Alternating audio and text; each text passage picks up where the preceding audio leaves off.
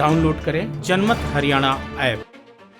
3 कृषि कानूनों के विरोध और किसान आंदोलन के समर्थन में विधानसभा की सदस्यता से इस्तीफा देने वाले इनेलो महासचिव अभय सिंह चौटाला ने नई रणनीति तैयार की है। इनेलो को हरियाणा में मजबूत करने और इसके संगठन का विस्तार करने के लिए वह प्रदेश भर में किसान जन जागरण अभियान चलाएंगे। वह इसके तहत पुराने कार्यकर्ताओं व नेताओं के साथ साथ नए लोगों को भी पार्टी से जोड़ने की कोशिश करेंगे। अभियान के तहत अभय चौटाला न केवल बिखरे हुए पार्टी संगठन को मजबूत करने का काम करेंगे, बल्कि समर्पित कार्यकर्ताओं को चिन्हित कर उन्हें संगठन में अहम जिम्मेदारियां सौंपने का खाका तैयार करेंगे। अभय चौटाला की निगाह दूसरे खासकर जजपा, कांग्रेस और भाजपा के असंतुष्ट नेताओं पर भी है। कई नेता विधानसभा चुनाव से ठीक पहले इनेलो छोड़कर दूसरे दलों में चले गए थे। पिछले विधानसभा चुनाव के दौरान टिकट की चाह में कई नेता और विधायक इनेलो का साथ छोड़ गए थे। अब इन नेताओं और प्रमुख कार्यकर्ताओं पर अभय चौटाला की निगाह है। अभय चौटाला न केवल प्रदेश बल्कि देश के ऐसे पहले विधायक हैं जिन्होंने विधानसभा की सदस्यता से 4 साल बाकी बचे होने के बावजूद विधायक पद से इस्तीफा दे दिया है। किसान संगठनों में उनके इस कदम की तारीफ हो रही है। अभय चौटाला के इस्तीफा देने के बाद बाकी राजनीतिक दलों के प्रमुख नेताओं पर भी नैतिक दबाव बना है। अभय चौटाला द्वारा किसानों के समर्थन में इस्तीफा देने के बाद अब उनके अभिनंदन समारोह भी आयोजित किए जा रही हैं। सिरसा जिले से इसकी शुरुआत हो चुकी है। नाथूसरी चौपटा और चौटाला गांव में अभय के अभिनंदन हो चुके हैं, जबकि महम में 11 फरवरी को महम चौबीसी के चबूतरे पर अभय चौटाला का सार्वजनिक अभिनंदन होने वाला है। मेरे पास साथियों कांग्रेस वालों के फोन आए, मेरे पास बीजेपी के नेताओं के फोन आए, मेरे पास जेजेपी में जो लोग हैं उनके भी फोन आए। मुझे कहने लगे 4 साल पड़े, तू इस्तीफा क्यों दे रहा है? मैंने उनसे कहा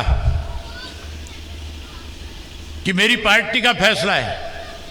मुझे साथियों दूसरे लोगों से टेलीफोन करवाया गया, किसी डॉक्टर से करवाया, किसी इंजीनियर से, किसी प्रोफेसर से, जो मुझे समझा रहे थे कि 4 साल बाकी पड़े हैं, आप विधानसभा में किसान की लड़ाई लड़ो। मैंने उनसे पूछा कि आप हो कौन? तो कहने लगे कि हम चौधरी देवीलाल के साथी हैं, हमने चौटाला साहब के साथ काम किया है। मैंने कहा अगर आप हमारे इतने बड़े शुभचिंतक थे तो जब पार्टी टूट रही थी तब आपने मुझे फोन नहीं किया। अगर आप हमारे इतने शुभचिंतक थे तो फिर कभी आकर के आपने संगठन के बारे में बातचीत क्यों नहीं करी?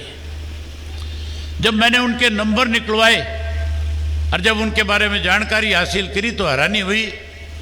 सबसे ज़्यादा डरे हुए थे बीजेपी वाले, वो सबसे ज़्यादा इस कोशिश में थे कि इस्तीफा ना हो। जब साथियों मैंने इस्तीफा दिया तो आज ऐसी हालत इस प्रदेश में है सरकार में बैठे लोगों की, मैं तो आज कहीं भी जा सकता।